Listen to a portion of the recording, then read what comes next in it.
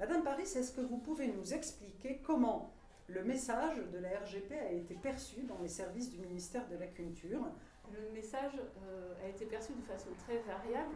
On a des réseaux différents. Quand je parle de réseau, je parle de l'administration centrale, des services déconcentrés et des opérateurs, avec pour point commun d'avoir un service financier.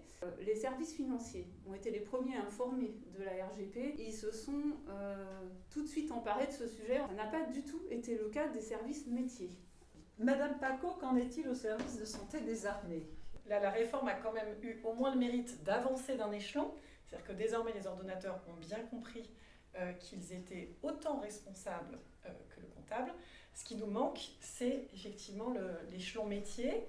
Pourquoi ces services métiers ne veulent pas entendre ce message? Vous pouvez effectivement mettre en cause à la fois le service métier qui n'a pas réalisé un service fait correct, mais normalement, ça bloque.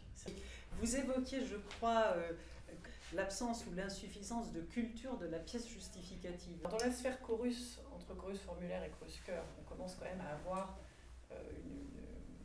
un historique de pièces justificatives qui est quand même très fort. Dans tout le champ opérateur qui n'est pas encore couvert par chorus, dans les missions de vérification que j'ai été amenée à faire avec l'IGF, j'étais effectivement très étonnée. On peut avoir ce cas de figure du coup, de l'agent qui n'est pas du tout habilité à le faire et qui va pourtant engager l'administration et donc sa propre responsabilité et celle de sa hiérarchie. Et malgré ces communications incessantes, on constate encore des anomalies. Alors justement, j'ai envie de dire, on ne visait pas que la faute de gestion.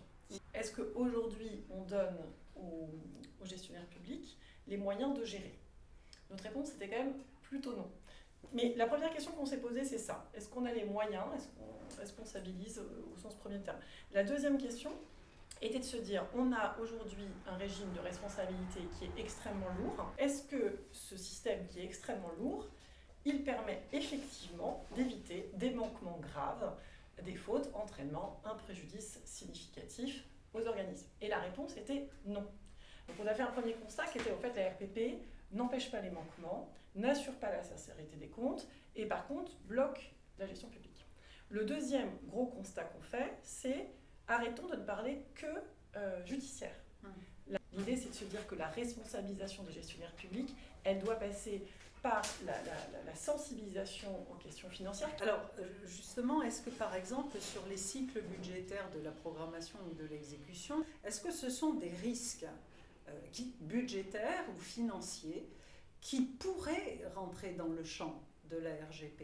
Dans notre esprit, un compte une programmation budgétaire insincère est un manquement.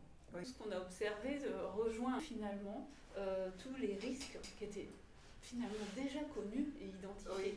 Oui. Vous identifiez des risques financiers qui pourraient rentrer dans le manquement qu'évoque le régime de responsabilité et qui incomberait au service métier. Donc il y a les services de la DAF eux-mêmes. J'ai une tutelle fonctionnelle sur toute la plateforme achat, avec une tutelle fonctionnelle assez approfondie quand même, avec des points mensuels, une qualité des procédures, etc. Donc du coup j'ai quand même pas mal un niveau de contrôle régulier fort, quoi, quand même. Très fort, très fort. On essaie de déployer le plus grand panel possible d'actions diversifiées parce qu'on se rend bien compte que certaines actions vont atteindre certains services et d'autres, il faudra utiliser d'autres moyens de communication. À l'usage, là, au bout de plusieurs mois de RGP vraiment effective, on constate quand même que c'est toujours insuffisant au niveau de la prise de conscience des services métiers.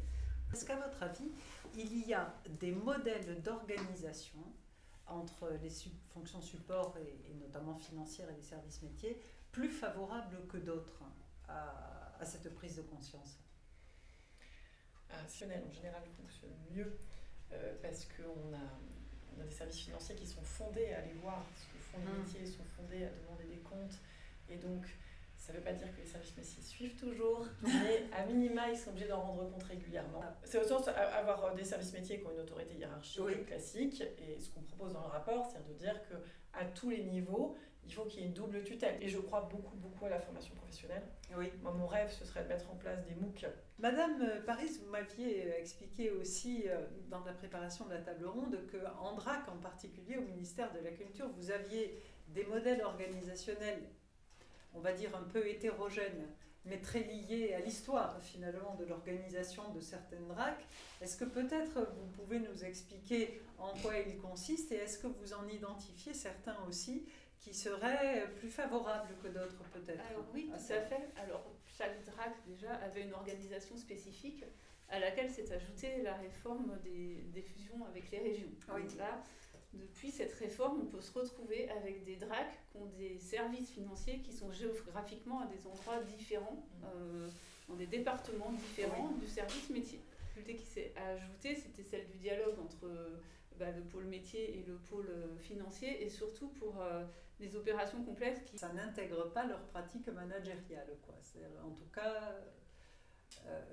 Non, je crois qu'on est toujours, même avec cette organisation favorable, dans la logique que c'est le correspondant financier qui va prendre à sa charge en fait la responsabilité qui finalement est la leur.